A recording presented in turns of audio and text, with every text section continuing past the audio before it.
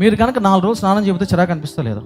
మరి నీకు 4 రోజులు స్నానం చేయకపోతే చిరాకు వస్తుంది, చేయకపోతే చిరాకు వస్తుంది, కంపరం వస్తుంది. మనకే ఎవడని చెప్పాలా నీకు నాన్న స్నానం చేయని? అక్కడ నీకే అనిపించేసి కచ్చి చిరాకు అసంచి అనిపించి అసలు అన్నం కూడా తినబుద్ది కాదు. నేను స్నానం చేద్దాం తింటానంటావు, అంత చిరాకు వస్తుంది. స్నానం చేయకపోతే నీకు అంత చిరాకు వస్తుంది.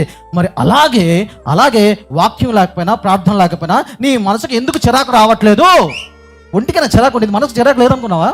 హలో, మనసు కూడా చిరాకు ఎందుకు అనిపించింది నీకు? ఎవరైతే వాక్యం చదవట్లేదో, ఎవరైతే ప్రార్థన చేయట్లేదో వారు రోజు స్నానం చేయదు.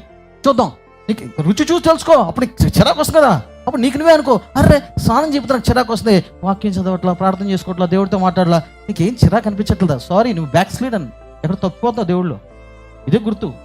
నీకు చిరాకు రావట్లా, ప్రార్థన చేయకపోయినా, మందిరానికి రాకపోయినా, వాక్యం చదివి నీకు చిరాకు రావట్లా, మనసుకి ఏం అనిపించట్లేదు, మామూలు దిల్కుష్గా ఉన్నావు, హ్యాపీగా. సారీ, ఎక్కడో నీకు జబ్బు ఉంది, ఆత్మీయ జబ్బు, జారిపోతున్నావు, ఎప్పటికప్పుడు పడిపోతావు దేవుళ్ళు.